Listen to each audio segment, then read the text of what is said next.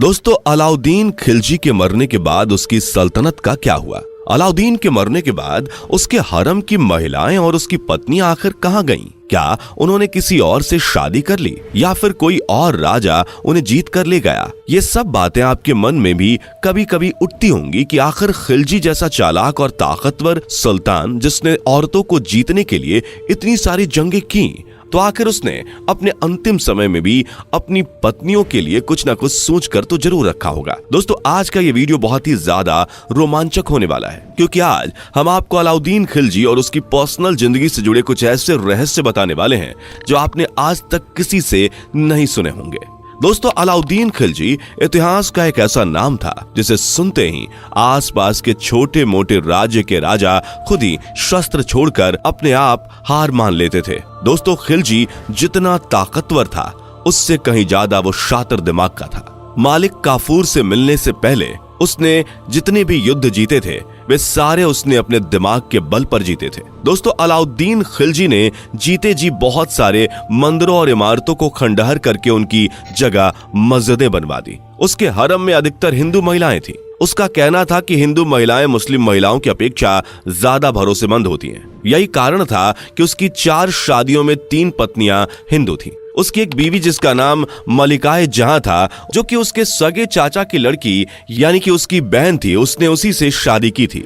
उसने मलिकाए जहां से इसलिए शादी की थी क्योंकि वो अपने चाचा जलालुद्दीन खिलजी की सल्तनत को हथियाकर उनकी जगह लेना चाहता था। मलिकाए जहां से शादी के बाद उसने अपने चाचा यानी कि मलिकाए जहां के पिता यानी कि जलालुद्दीन खिलजी की हत्या करके उनकी सल्तनत को कब्जे में कर लिया और उनकी गद्दी पर राज करने लगा। दोस्तों, ये एक लड़ाई और जीत के तौर पर अलाउद्दीन की पहली सफलता थी। जलालुद्दीन के मरने के बाद जलालुद्दीन की सारी रखैल और उसके सारे सिपाहियों को अपने हक में मिलाकर उन पर कब्जा करके अलाउद्दीन का जज्बा 7वें आसमान पर था। लेकिन कहते हैं ना कि जो इंसान सफलता को पाने के लिए गलत रास्तों का इस्तेमाल करता है, वो जितनी जल्दी सफल होता है उतनी ही जल्दी सफलता की सीढ़ियों से नीचे गिरता है। अलाउद्दीन ने अपनी ताकत और चतुराई से जो भी कमाया वो सब मिट्टी में मिलने में देर नहीं लगी।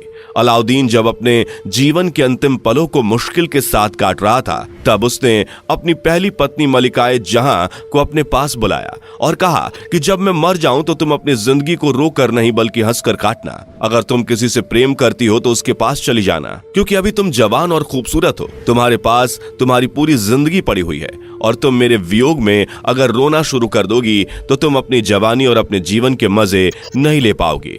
दोस्तों, ये बातें सुनकर लग रहा होगा कि अलाउद्दीन खिलजी कितना नेक दिल था जो कि अपनी बीवी से ऐसी बातें बोल रहा था, लेकिन आपको बता दें कि ऐसा कुछ नहीं था। दरअसल अलाउद्दीन खिलजी के बाद उसके वंश में दूसरा कोई ऐसा नहीं था जो उसकी जगह ले सके, और ना ही खिलजी वंश में कोई ऐसा शासक था जो कि अलाउद्दीन के मरने के बाद उसके जैसी ताकत और दिमाग रखता हो। हालांकि अलाउद्दीन के बाद अलाउद्दीन का खास वजीर और उसका प्रेमी मालिक काफूर था, जो कि अलाउद्दीन के बीमार होने पर सारे बड़े फैसले लेने लगा था। अलाउद्दीन उससे इतना ज्यादा प्यार करता था कि मालिक काफूर के हर फैसले को वो अपना फैसला बता देता था। यूं तो अलाउद्दीन के बाद उसकी विरासत और उसके पूरे राज्य को हथियाने का पूरा षड्यंत्र मालिक काफूर ने रच ही लिया था, लेकिन सारे राज्य और सल्तनत को पता था कि मालिक काफूर एक हिजड़ा है जिसे 1299 में गुजरात के एक बाजार से खरीदा गया था, और वो एक हिंदू ब्राह्मण है जिसकी वजह से अलाउद्दीन के वजीर उससे और भी ज्यादा चिढ़ते थे। हालांकि बाद में उसे मुस्लिम बना दिया गया था, लेकिन अलाउद्दीन के वजीर शुरुआत में उससे चिढ़ते थे। उसका एक बड़ा कारण यह भी था कि मालिक काफूर ने अपनी सुंदरता और अपने युद्ध कौशल से अलाउद्दीन का दिल जीत लिया था, और कभी कभी वो रात में अलाउद्दीन का दिल भी बहलाता था। हमारी बातों से आप समझ रहे हैं कि हम क्या कहने की कोशिश कर रहे हैं, लेकिन अलाउद्दीन के वजीरों ने पहले से ही अपनी एकता में एकजुट होकर यह प्रण कर लिया था कि मालिक काफूर को हम सुल्तान किसी भी हालत में नहीं बनने देंगे। ये बात तब की है जब मालिक काफूर दक्षिण भारत के दौरे पर था। उस समय अलाउद्दीन की हालत बहुत ज्यादा खराब थी और अलाउद्दीन बार बार मालिक काफूर को याद कर रहा था।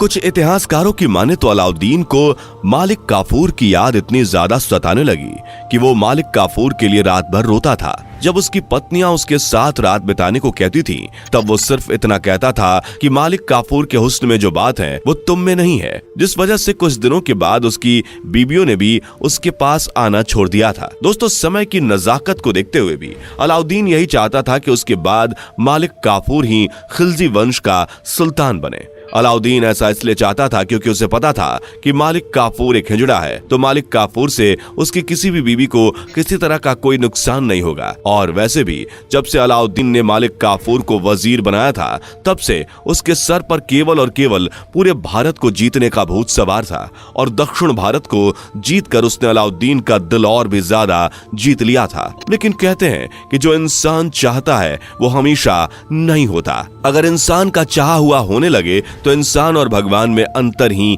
क्या रह जाएगा। इस बात को लेकर अलाउद्दीन ने अपने वजीरों से मालिक काफूर के बारे में बात की तो सबने इस बात का विरोध किया और कहा कि उसने भले ही बाद में इस्लाम कबूल किया हो, लेकिन है तो वो एक ब्राह्मण ही, और क्या पता कल को अगर मालिक काफूर ने धोखे से सभी को मारने की कोशिश की तो फिर हम सब क्या कर सकते हैं। इसके बदले में खिलजी ने कहा कि मैं सालों से मालिक काफूर को जानता हूँ, वो ऐसा नहीं करेगा और ना ही मालिक काफूर हमारी रानियों पर कभी गंदी नजर डालेगा। इस पर एक बूढ़े वजीर ने कहा कि वो एक हिजड़ा है, औरतों पर तो वो वैसे भी नजर नहीं डालेगा, लेकिन सोचिए अगर उसने रानियों को जान से मार दिया तो फिर क्या होगा। ये सारी बातें बहस पर खत्म हुई जिसका कोई निष्कर्ष नहीं निकला। लेकिन इन सारी बातों के कुछ दिन बाद ही अचानक खबर आई कि अलाउद्दीन खिलजी ने रात में आखिरी सांस ली। ये सुनते ही राज्य के वजीर जो अभी तक अलाउद्दीन के हर फैसले की इज्जत करते थे और उसके फैसले का इंतजार किया करते थे, उन्होंने बिल्कुल भी देर नहीं की और तुरंत उन सारे वजीरों को खबर की जो राज्य से दूर थे। इस दौरान मालिक काफूर को भी खबर मिल गई। काफूर के पास खबर पहुंचते ही वो महल में आया और खिलजी को दफनाने के बाद ही काफूर ने उसी शाम को ये ऐलान कर दिया कि वो कल सुबह सूर्य उगने के साथ ही राजगद्दी पर बैठेगा। ये खबर सुनते ही सारे वजीरों में अफरा तफरी मच गई और सारे वजीरों ने मिलकर रात में कुछ सैनिकों को बुलाकर मालिक काफूर पर हमला करवा दिया और मालिक काफूर को जान से मरवा दिया। ये वो समय था जब पूरे महल में किसी का राज नहीं था और कोई भी कुछ भी कर सकता था। इसी बीच रात में कुछ वजीरों ने देखा कि महल के बुढ़े हकीम जो कि रानियों की देखभाल किया करते थे और उन्हें दवाइयां दिया करते थे, वो हरम की रानियों के साथ शारीरिक संबंध बना रहे हैं। अलाउद्दीन जब जिंदा था तब उसे अपने वंश की बहुत चिंता थी और वो सोचता था कि मेरे मरने के बाद कहीं मेरे ही आसपास की रियासत के राजा मेरे राज्य पर आक्रमण करके कहीं उसे जीत ना लें और मेरी रानियों को बंदी ना बना लें। लेकिन उसे नहीं पता था कि उसके ही राज्य के लोग ऐसे हैं जो उसी की रानियों की आंतरिक इच्छाओं को पूरा कर रहे हैं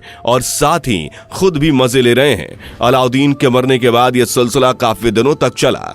बता दे अलाउद्दीन अपने आखिरी समय में यौन रोगों से पीड़ित था। उसने जीवन भर केवल और केवल संबंध ही बनाए थे, जिस वजह से आखिरी समय में उसका जो हाल हुआ वो बहुत ही दर्दनाक था। वो जहां से भी निकलता था वहां की हर उस औरत की इज्जत को तार तार कर देता था जो उसके रास्ते में आती थी। कहते हैं जब उसने पश्चिमी भारत के एक छोटे से गांव पर आक्रमण किया तब उसे एक घर में एक छोटी सी बच्ची दिखी जिसकी उम्र करीब 17 साल थी।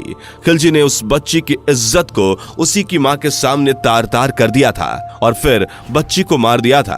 कहते हैं कि उस बच्ची की मां ने खिलजी को बहुत बुरी बुरी बद्दुआएं दी थी और उसी के बाद खिलजी का बुरा समय शुरू हो गया था। खिलजी के मरते ही उसके कुछ वजीर जो इस बात को समझ गए थे कि अब इस वंश का अंत होना तय है, वो खिलजी द्वारा हथियाई कुछ जमीन का भाग और कुछ सोना चांदी लेकर अलग हो गए थे।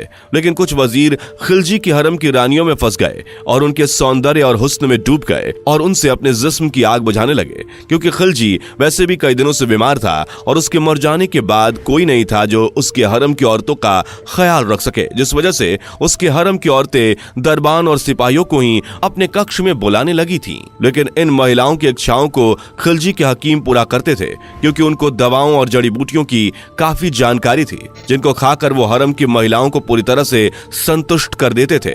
यही कारण था कि हरम की खूबसूरत लड़कियां और औरतें जवान और हष्टपुष्ट सिपाहियों को छोड़कर बूढ़े हकीमों की तलाश में रहती थी। दोस्तों, आपको क्या लगता है खिलजी वंश के खत्म होने की मुख्य वजह क्या थी? हमें कमेंट करके जरूर बताएं। जाने से पहले वीडियो को लाइक शेयर जरूर करें और ऐसी और वीडियोस के लिए इस चैनल को सब्सक्राइब करके बेल नोटिफिकेशन को भी जरूर ऑन कर लें। धन्यवाद।